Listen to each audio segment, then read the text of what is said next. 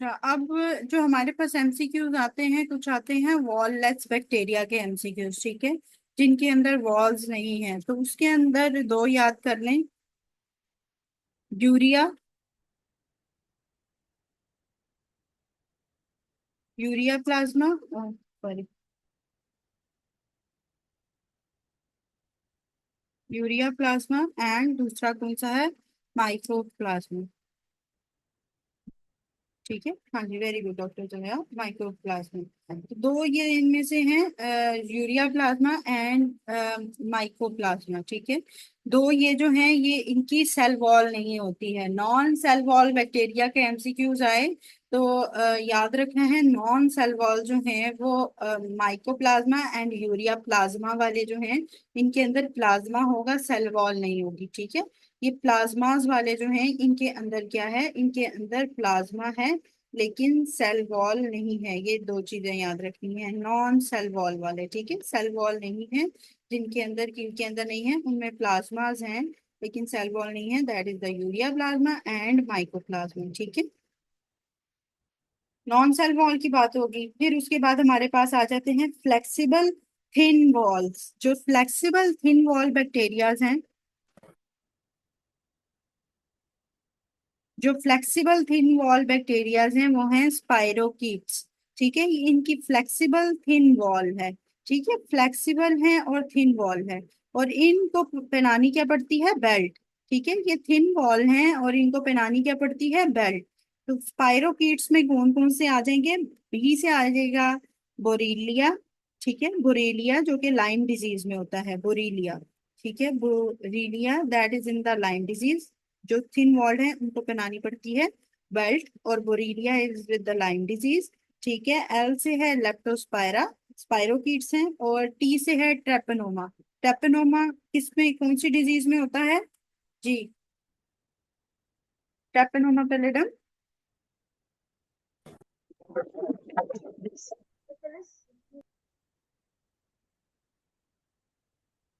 जी, syphilis में, very good. तो ये याद रखना है, व्हाट इज इट, के जो स्पाइरोकीट्स हैं they are thin walled. Very good doctor बतावा, स्पाइरोकीट्स आर थिन वॉल्ड, इनको पहनानी पड़ती है बेल्ट, और इनको बेल्ट पहनाने के लिए कौन कौन सा है? Borrelia with the Lyme disease and leptospira और ट्रेपेनोमा, ठीक है। ट्रेपेनोमा जो है वो सिफिलिस में है, बोरीलिया लाइम डिजीज में होता है, और लेप्टोस्पायरा, ठीक है, जो कि रैट के साथ एसोसिएटेड होते हैं, ठीक है। तो ये हैं फ्लेक्सिबल थिन वॉल स्पाइरोकीट्स, ठीक है, ये वो वाले हैं जो फ्लेक्सिबल हैं और थिन वॉल हैं, और इनको पहना दी है हमने बेल्ट, ठीक है। अच्छा, इसके बाद आ जाते हैं हमारे पास थिक वॉल, जिनकी वॉल बहुत थिक है, ठीक है। आ जाएंगे कौन से? थिक वॉल्ड, थिन वॉल्ड मैंने पढ़ा दिए, अब ये हैं थिक वॉल्ड। थिक वॉल्ड जो होते हैं, इनकी वॉल थिक होती है, इसलिए ये फ्री लिविंग नहीं होते, ठीक है, फ्री लिविंग नहीं होते। वॉल थिक होती है इसलिए फ्री लिविंग नहीं होंगे। तो इनके अंदर क्या है? ये completely reside in the cell. What is the mnemonic for them? Completely reside in cell, ठीक है। क्योंकि ये थिक वॉल्ड हैं, फ्री लिविंग नहीं है, इसलिए ये सेल के अंदर रहते हैं, ठीक है, कंप्लीटली डिजाइड इन सेल। और इसके अंदर दो जो आ जाएंगे वो कौन से आ जाएंगे? सी, कंप्लीटली के सी से क्लेमीडिया, ठीक है, और रिकेट्सिया, आर से रिकेट्सिया, रिजाइड के आर से रिकेट्सिया। तो दो याद रखने हैं, क्लेमीडिया, ठीक है, क्लेमीडिया और रिकेट्सिया, ठीक है। जो थिक वॉल्ड हैं उनके अंदर कौन से हैं? ये नॉन फ्री लिविंग हैं, ये completely reside in the cell रहते हैं, कंप्लीटली रिजाइड करते हैं, तो कंप्लीटली से के सी से that is the chlamydia, and रिजाइड के आर से रिकेट्सिया, ठीक है। Okay, fine with it. जो रिकेट्सिया है ये क्या क्या करता है? एंडोथेलियल डैमेज में रिकेट्सिया का रोल है, माउंटेन रॉकी माउंटेन फीवर से रिकेट्सिया का रोल आता है, ठीक है। क्यू फीवर भी रिकेट्सिया के साथ है, ठीक है। तो रिकेट्सिया के अंदर तीन चीजें अब मैंने आपको क्या क्या बता दी। एक मैंने बताया एंडोथेलियल डैमेज, दूसरा मैंने बताया rocky mountain fever, rocky mountain, R से रिकेट्सिया, आर से रॉकी माउंटेन, ठीक है। और इसके अलावा रॉकी माउंटेन पे क्यू में चलना पड़ता है तो क्यू फीवर, ठीक है। रॉकी माउंटेन पे अगर कोई कैंप पे आप जा रहे हैं तो क्यू में ही चलना पड़ता है, तो उसके अंदर क्या है, आप फॉलो करते हैं आगे जो लीड कर रहा होता है उसको, क्यू में चलना पड़ता है, तो क्यू फीवर, ठीक है, Q fever with this. And इसके अलावा एंडोथेलियल डैमेज। ठीक है, फ्लू फीवर। ठीक, फाइन। तो ये चार चीजें होंगी। अब जो क्लेमेडिया है दैट इज थिक वॉल्ड, और क्लेमेडिया के अंदर आपके पास क्या क्या आता है? क्लेमेडिया के अंदर तीन टाइप्स आ जाती हैं। नहीं, रिकेट्सिया के साथ है।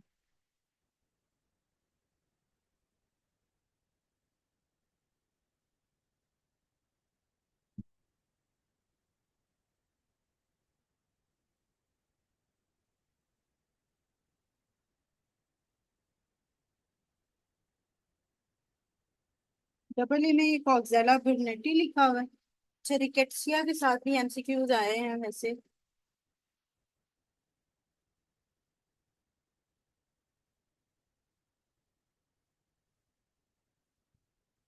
चलिए सही है वो। क्यू फीवर एक, उसको मैं दोबारा एक दफा आपको कंफर्म कर दूंगी, जहाँ पे मैंने अपने नोट्स में जो है वो क्यू फीवर के साथ इसको लिखा हुआ है। ठीक है, मैं आपको ये कंफर्म कर दूंगी। चलें, अभी ये याद रखिए कि रॉकी माउंटेन और इसके अलावा कौन सा एंडोथेलियम डैमेज जो है वो रिकेट्सिया के साथ है, और क्यू फीवर जो है वो डबल ए में भी कॉक्सेला बर्नेटी के साथ है। लेकिन एक दफा कंफर्म कर दूंगी कि रिकेट्सिया भी उसमें आता है या नहीं आता। ठीक है, क्योंकि मेरे उसमें लिखा हुआ है इसलिए। चले ठीक है, अच्छा। ठीक है, उसके बाद क्या है, क्लेमेडिया की मैं बात करने लगी थी। क्लेमेडिया की तीन टाइप्स हैं, ए से लेके सी तक एक टाइप है। ठीक है, फिर उसके बाद जो है वो डी से के तक एक टाइप है क्लेमीडिया की। ठीक है, और एक टाइप है उसकी L1 से लेके L3 तक।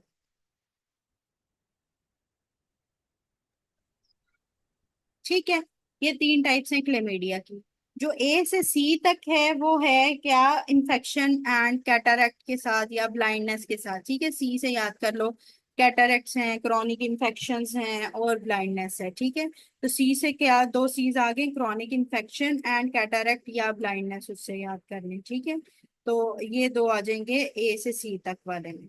ठीक है, जो डी से के है क्लेमीडिया, वो एसटीडीज में इन्वॉल्व होता है, दैट इज मेनली यूरिथ्राइटिस या पीआईडी। ठीक है, तो ये जो याद रखना है वो ये याद रखना है कि जो डी से के तक है ये जो एसटीडीज का क्लेमीडिया होता है मेनली वो डी से के तक करता है। ठीक है, उसके अंदर जो इम्पोर्टेंट आते हैं वो यूरिथ्राइटिस आता है, पीआईडी या एक्टोपिक प्रेगनेंसी आ जाता है। ठीक है, और जो L1 से L3 तक है वो अल्सर्स के लिए होता है, और उसके अंदर स्पेसिफिकली टाइप हम जो करते हैं वो लिम्फोग्रामिनोमा वेनेरम उसे कहा जाता है। ठीक है, अल्सर्स के साथ जो लिम्फ नोड स्वेलिंग और ये वो आती हैं, that is the lymphogranuloma venereum with the L1 से L3। ठीक है, तो क्लेमेडिया की तीन टाइप्स हैं, ए से सी, डी से की के, एंड L1 से L3, दैट इज ए से C causing the cataract and chronic infection. ठीक है, डी से K causing what, STD related urethritis, PID, ectopic pregnancy. L1 से L3 कॉजेज व्हाट, लिम्फोग्रानुलोमा वेनेरम। ठीक है, L से L3 तक लिम्फोग्रानुलोमा वेनेरम। ठीक है, ये हो गया। इसके बाद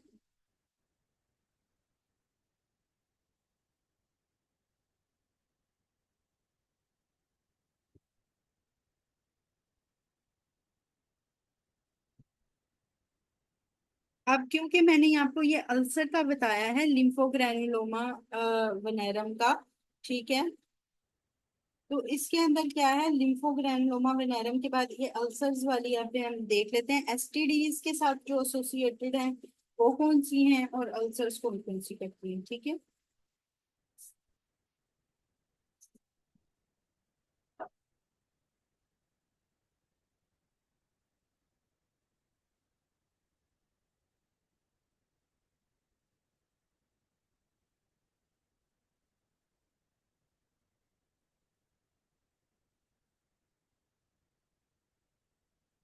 अब जो हमारे पास एसटीडीज हैं उनके अंदर हमारे पास जो सेक्सुअल ट्रांसमिटेड डिजीज हैं उनके अंदर हमारे पास कौन कौन से आ जाते हैं। सेक्सुअली ट्रांसमिटेड डिजीज के अंदर सबसे पहले क्लेमीडिया आएगा। ठीक है, फिर उसके बाद हमारे पास आएगा गोनोरोआ। ठीक है, जो नाइजेरिया गोनोरोआज हैं। उसके बाद हमारे पास आएगा सिफिलिस। ठीक है, chlamydia, gonorrhoea and syphilis. They are causing STDs. तो एसटीडीज का जब भी एमसीक्यूज आए आप लोगों को क्या पता होना चाहिए कि सीक्वेंस याद रहना है। क्लेमेडिया में कौन से उसके जो है टाइप्स ये करेगी एसटीडी? ए से के। डी से डी एंड के। बी एंड के, वेरी गुड। और नाइजीरिया गोनोरोआ का क्या है कि वो ऑक्सीडेज माल्टोज पॉजिटिव है कि negative? Neisseria gonorrhoeae negative. Negative. ठीक है। और Neisseria meningitidis maltose positive. Positive. Positive. ठीक है। फिर उसके बाद सिफिलिस आ जाता है जो कि ये एसटीडीज में इन्वॉल्व होता है। ठीक है, सिफिलिस की भी तीन टाइप्स होती हैं, प्राइमरी सेकेंडरी टर्शरी। बहुत ज्यादा उसको डीप डाउन में नहीं जा रही हूँ, बस थोड़ा सा आप लोगों को नो हाउ होना चाहिए कि जो प्राइमरी सिफिलिस होता है उनके अंदर ये पेनलेस चांसरे या ट्रेपेनोमा फ्लैरियम या पेनलेस अल्सर्स बनते हैं। ठीक है, सिफिलिस के प्राइमरी में। और जो ज्यादातर मेजर डिजीजेज होती हैं वो आपको टर्शरी सिफिलिस में मिलती हैं, जिसमें टेबस डॉर्सालिस मैंने आप लोगों को एक दफा पढ़ाया था, टेबस डॉर्सालिस हो गया। अर्गाइल्ड रॉबर्टसन प्यूपिल ये हमने पढ़ा था म्योसिस में। ठीक है, वो भी हमारा आ जाता है। ठीक है, तो ये जो चीजें हैं ये सिफिलिस के साथ एसोसिएटेड हैं।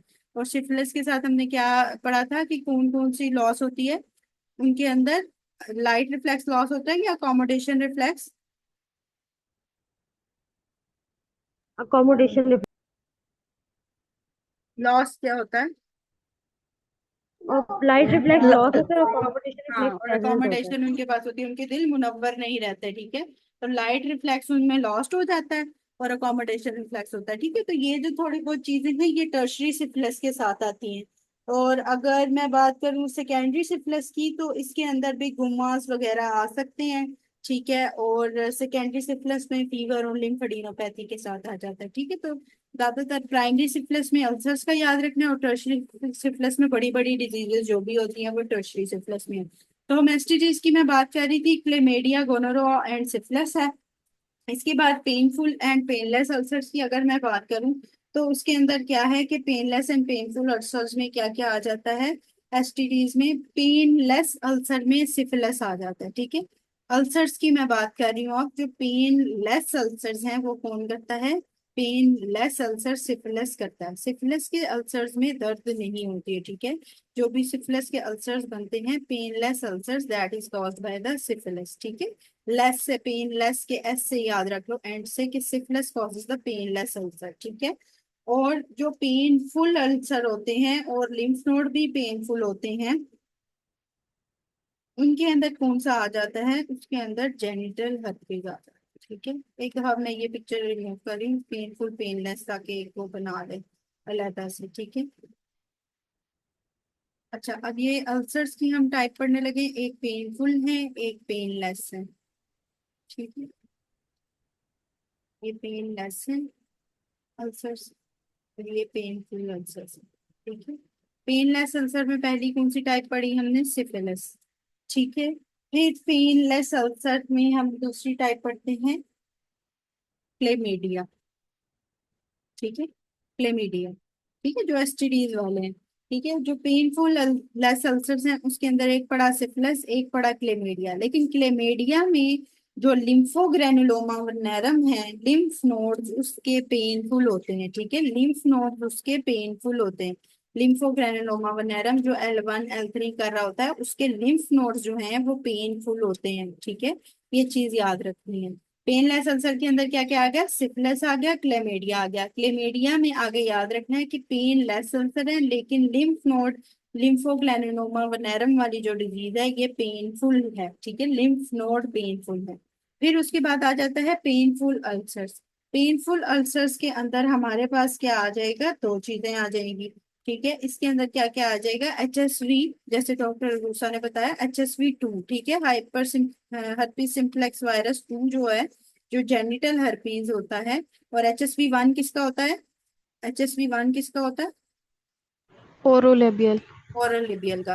ठीक है, तो HSV2 जो हमारे पास जेनिटल हर्पीज होता है एक वो पेनफुल अल्सर करता है और दूसरा जो चैंक्रोइड्स हैं हीमोफिलस डिशूराए जिसे हम कहते हैं चैंक्रोइड्स की जो डिजीज होती है। शैंक्रोइड्स भी बात से कुछ लोग कहते हैं, शैंक्रोइड कहते हैं या चैंक्रोइड जो भी। इसको अगर हम करें तो उसके अंदर कौन सा आता है, हीमोफिलस ड्यूशराई। ठीक है, हीमोफिलस।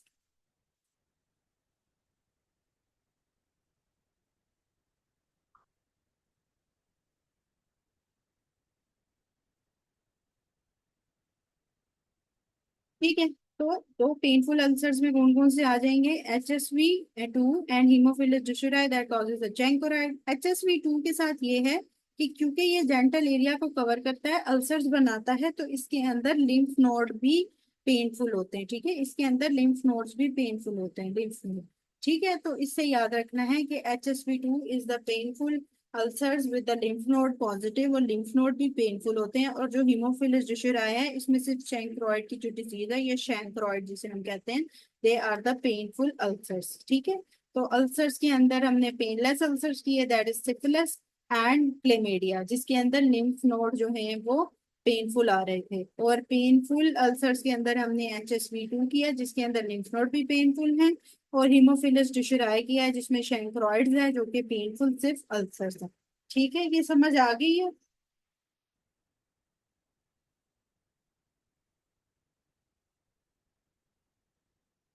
Okay fine.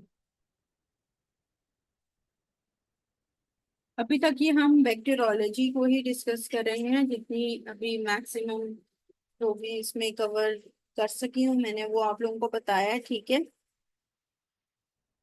बाकी इसके अंदर मैंने आपको एक सूडोमोनास की एक चीज बताई थी, सूडोमोनास की बस एक चीज मिसिंग ये है कि सूडोमोनास के साथ मैंने आपको डिफरेंट उसके बता दिए थे कि अगर सिस्टिक फाइब्रोसिस ब्रोंकाइटिस होगा तो सूडोमोनास होगा।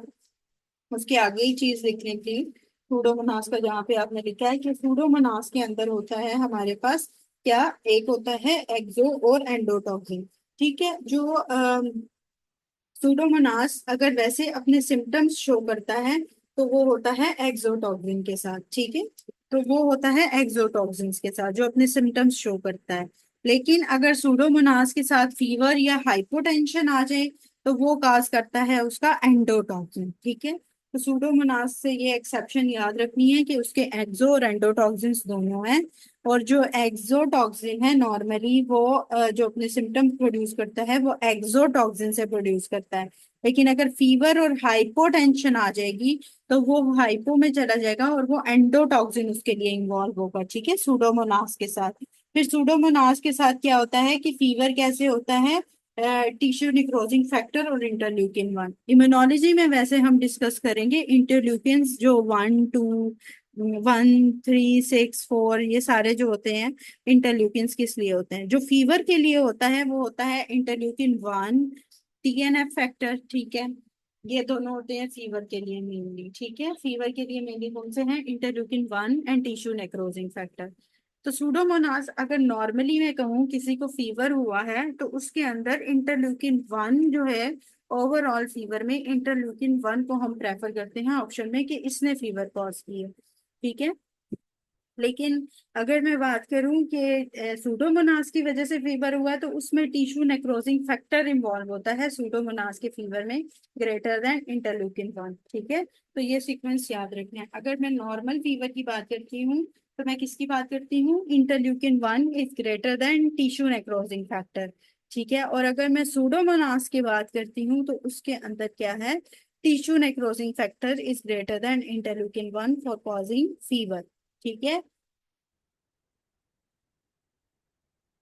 सूडोमोनास के अंदर नॉर्मली उसके जो सिम्टम्स आते हैं वो एक्सोटॉक्सिन के साथ आते हैं, सूडोमोनास एक्सोटॉक्सिन के थ्रू एक्ट करता है। ठीक है, लेकिन जब फीवर या हाइपोटेंशन की बात करें, हाइपो से याद कर लो कि अंदर, डीपर डाउन की बात कर रहा है, तो डीपर डाउन जब हाइपोटेंशन और फीवर की बात करेगा तो वो एंडोटॉक्सिन उसका इन्वॉल्व होगा ये सिम्टम्स कॉज करने के लिए।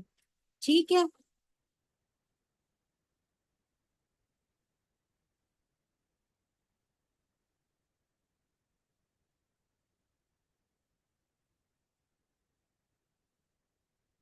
ठीक है, ओके फाइन विद।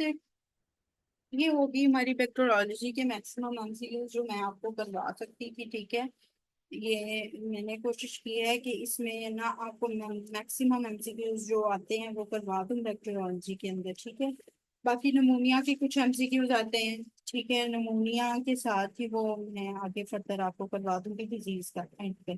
ठीक है, अभी थोड़ा सा कर लेते हैं माइकोलॉजी, और उसके अंदर वायरोलॉजी और पैरासाइटोलॉजी के साथ थोड़ा सा एसोसिएट कर लेते हैं। फिर उसके बाद जो डिजीजेस के एमसीक्यूज आते हैं वो मैं आपको साथ साथ फिर करवा देती हूँ, ठीक है। अच्छा,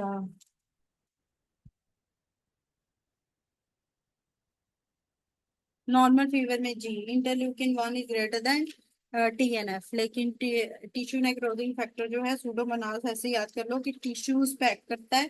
तो टिश्यू नेक्रोजिंग फैक्टर पे पहले जो है वो ज्यादा किसमें होगा, सूडोमोनास में। बैक्टीरियोलॉजी के अगर एमसीक्यूज आज करेंगे तो फिर हमारे पास इतना टाइम वैसे नहीं, अभी एक साथ तो हो गए हैं। एमसीक्यूज कर लें फिर।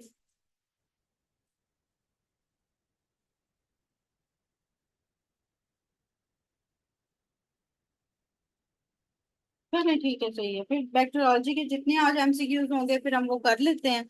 बाकी जो रह जाएंगे फिर बैक्टीरियोलॉजी के एमसीक्यूज आप लोग कर लीजिएगा। फिर कल तक के हम virology, mycology and parasitology cover कर लें। ठीक है, चलो ओके, स्टार्ट करते हैं फिर बैक्टीरियोलॉजी के ही एमसीक्यूज हम पहले। कुछ बीच में ना इसमें माइकोलॉजी के भी आएंगे, वायरोलॉजी के भी आएंगे, फिर हम वो आगे स्किप करके वो नेक्स्ट कर लेंगे कल, ठीक है। इसी तरह ही पहले थोड़ी सी नो हाउ लेके तो पेनफुल अल्सर्स में हीमोफिलस दुशुरै बताया था, और दूसरा बच्चे HSV2 बताया था जिसके अंदर पेनफुल लिम्फ नोड्स भी होते हैं, ठीक है। अच्छा, मुझे 1 मिनट दें बस।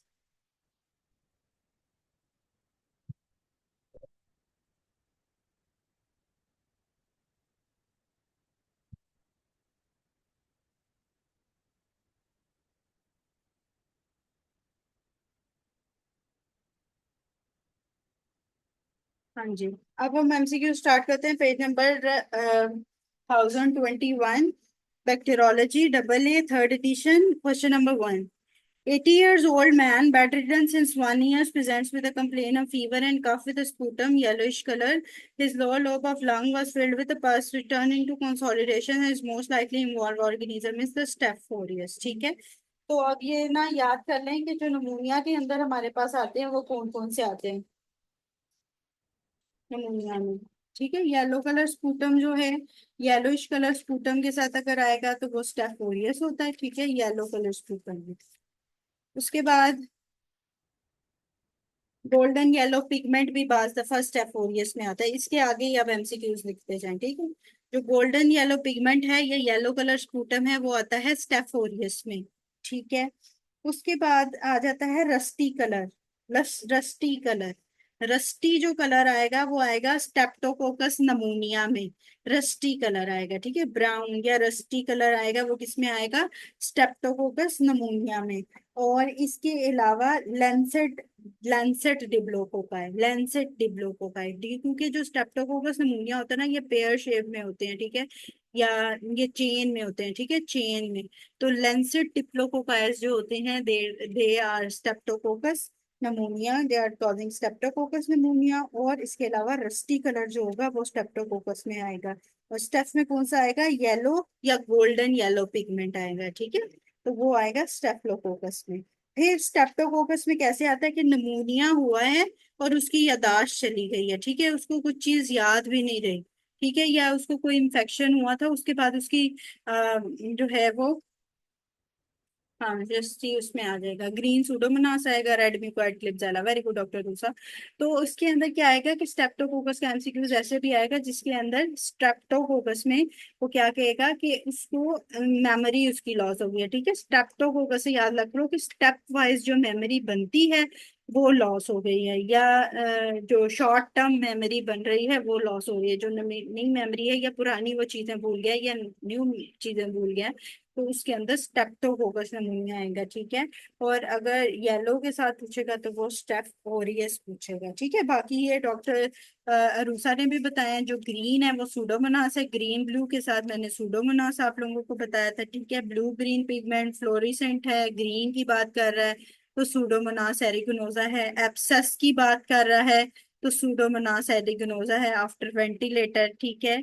उसके अलावा जो हॉस्पिटल एक्वायर्ड है नॉन सोशोमियल जो ये आ जाता है नमूनिया, मेमोरी लॉस के साथ स्ट्रेप्टोकोकस, स्टेप वाइज याद कर लो कि स्टेप वाइज मेमोरी लॉस हो जाती है, तो उसके अंदर स्ट्रेप्टोकोकस है, स्टेप्टो।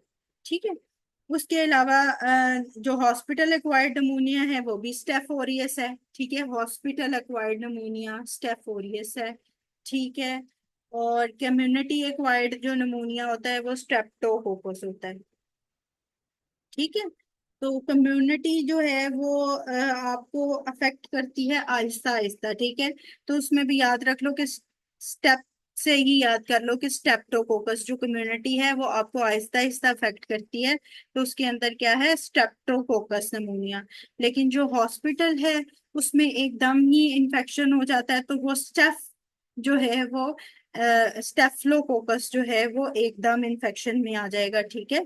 तो यहाँ पे तीन चार एमसीक्यूज जो मैंने डिस्कस किए एक दफा रिपीट कर देती हूँ। जो गोल्डन येलो पिगमेंट के साथ आएगा, ठीक है, और येलो जो स्पूटम आएगा वो स्टेफलोकोकस से आएगा, और स्टेफलोकोकस जो है ये हॉस्पिटल अक्वायर्ड होता है। और जो आएगा हमारे पास रस्टी कलर में वो स्टेप्टोकोकस आएगा, जिसके जो चेन शेप होता है लेंथड शेप होता है। और उसके अंदर हमारे पास क्या आता है, कम्युनिटी एक्वायर्ड और मेमोरी लॉस का एमसीक्यूज। ठीक है। फिर हमारे पास आ जाता है सूडोमोनास जो कि ग्रीन कलर का होता है, फ्लोरिसेंट होता है, ग्रीन ब्लू होता है, और उसके साथ क्या आता है, वेंटिलेटर एब्सेस आती है। ठीक है, एरिगोनोजा से एब्सेस। ठीक है। और जो क्लिपजेला है वो होता है अल्कोहलिक पेशेंट्स में, या करंट जेली होगा क्लिपजेला के साथ। ठीक है।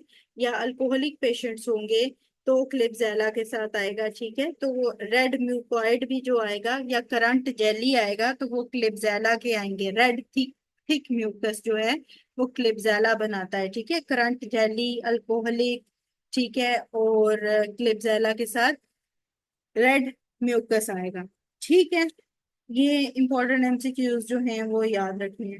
बाकी ये ग्रेनुलोमा के साथ डॉक्टर अरूसा ने जो बताया है, ठीक है, ये अलहदा से मैं बता देती हूँ दोनों ना, ये एंड पे डिजीज थोड़ी सी बताती हूँ जो रह गई, और बाकी ये हमारे एमसीक्यूज में हो जाएंगे। ठीक है, सही है, यहाँ तक समझ आई है? ये सारे यहाँ पे नोट डाउन कर लें अपने पास। ठीक है कि ये होते हैं। ठीक है, ये एमसीक्यूज ही आएंगे आगे पीछे। Question number two, a 46-year-old male presented with a complaint of fever with chills and thick yellow tenacious sputum। दोबारा से वही आ गया, येलो स्पूटम स्टेफोरियस के साथ। Three micro organism with fluorescent pigment, क्या आ जाएगा, सूडोमोनास। ठीक है। फिर उसके बाद क्या है हमारे पास,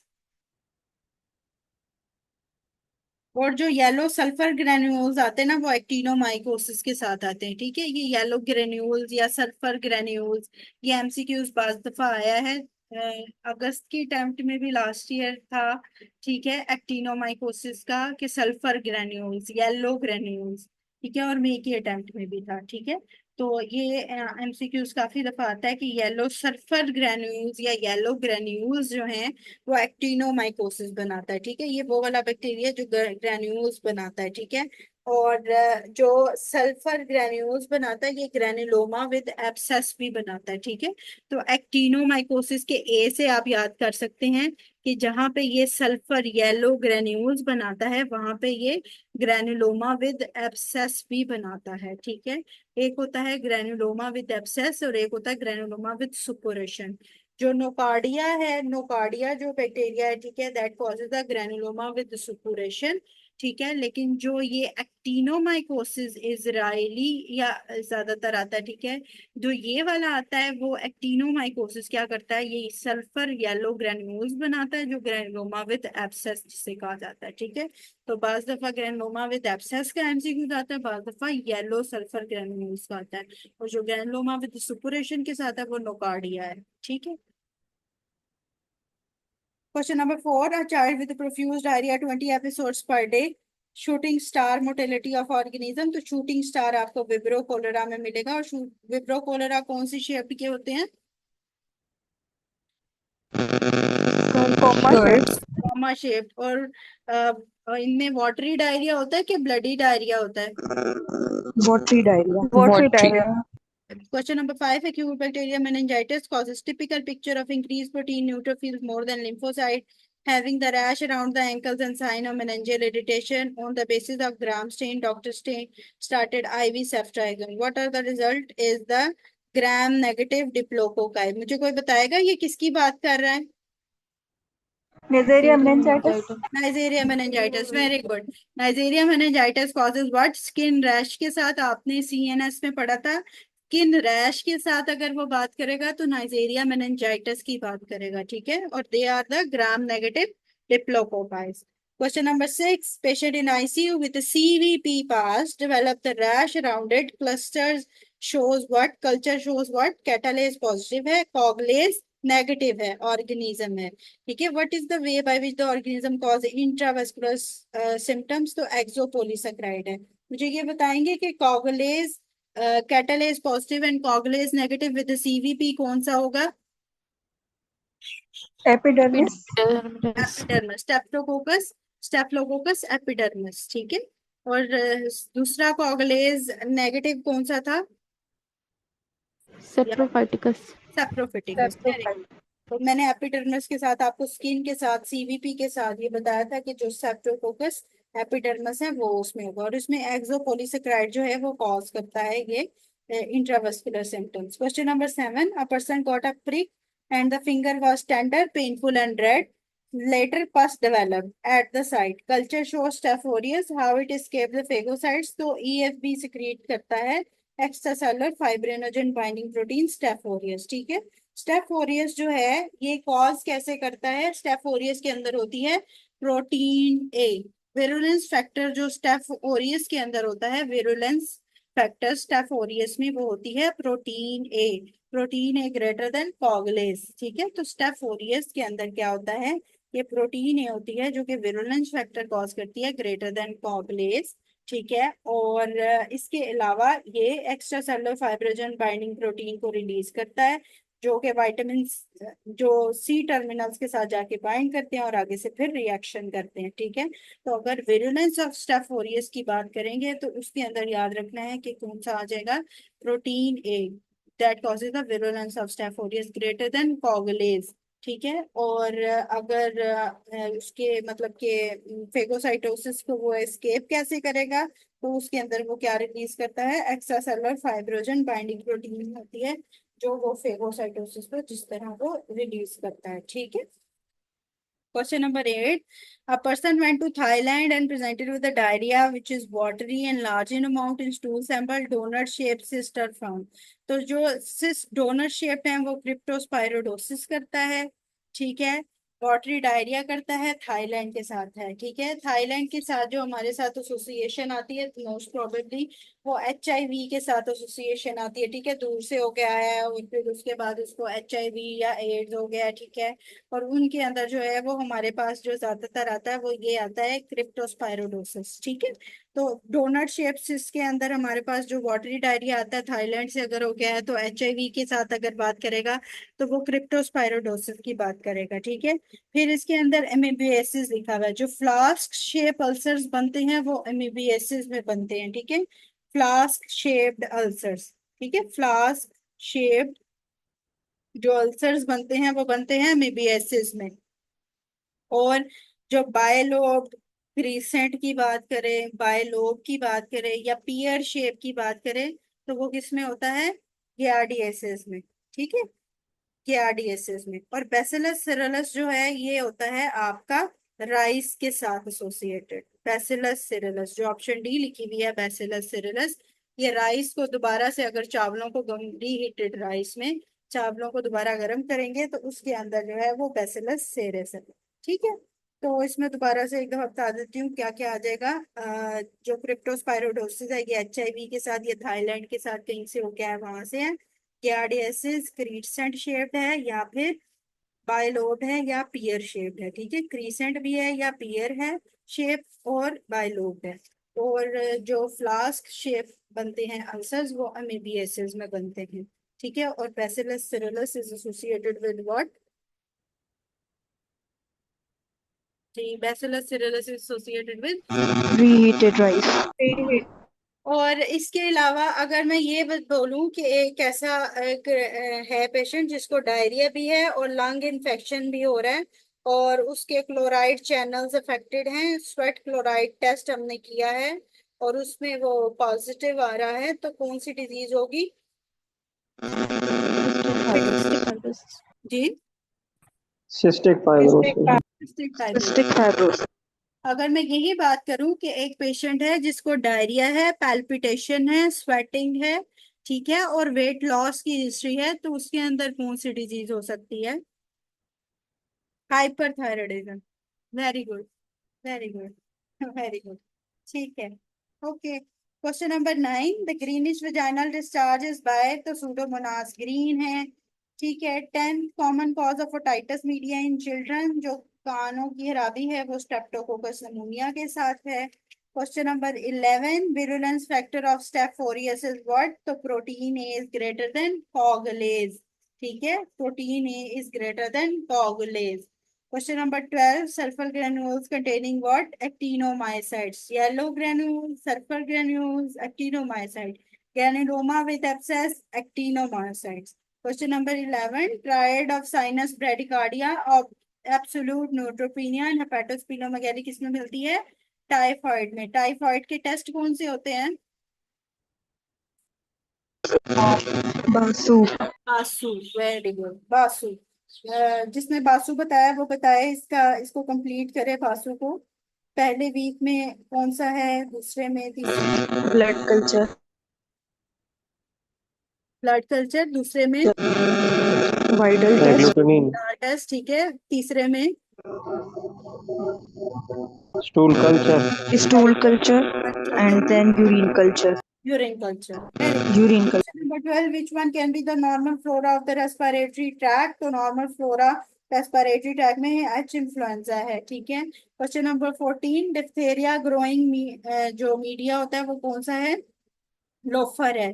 ठीक है। अब ये मीडियंस हैं याद करने वाले। ठीक है। क्या है कि जो चॉकलेट बनाता है वो इन्फ्लुएंजा जो है वो चॉकलेट एगार पे होता है। ठीक है, ये रट्टा फाई वाली थिंगी है।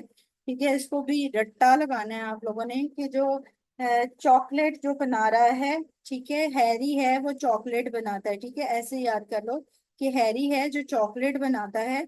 हैरी चॉकलेट जो बना रहा है, चॉकलेट एगार पे कौन सा आएगा? H influenza. ठीक है, हैरी इज मेकिंग चॉकलेट, तो उसके अंदर क्या है? H influenzae on the chocolate agar. ठीक है। Neisseria is Thayer Martin. ठीक है, थायरन मार्टिन जो है वो नाइजीरिया में, जो नाइजेरियन, एक नाइजेरियन है उसका नाम ये याद कर लें, या नाइजेरिया से याद कर लें कि उधर वो है जी थायरन मार्टिन। मीडियम लिखा हुआ है, तो थायरन मार्टिन म्यूजियम जो है वो नाइजेरिया में है। तो थायरन मार्टिन मीडियम किस में होगा? नाइजेरिया में। ठीक है, Thayer Martin medium in the Neisseria या नाइजेरिया, तो थायरन मार्टिन जो है वो नाइजेरिया का मीडियम आ जाएगा। ठीक है। बी परट्यूसिस से, बॉर्डेटेला परट्यूसिस से, बॉर्डेट जेंजू है, बॉर्डेटेला जैसे उसका नाम है वैसे ही उसका मीडियम है बॉर्डेट जेंजू अगार। ठीक है, तो बॉर्डेटेला से बॉर्डेट जो अगार है वो उसका अगार आ जाएगा। ठीक है। डिप्थेरियाज जो होते हैं वो लोफर होते हैं। ठीक है, डिप्थेरियाज जो हैं वो लोफर होते हैं। ठीक है, उनके अंदर लोफर मीडियम होता है। ठीक है, सी डिप्थेरिया। ठीक है, सी डिप्थेरिया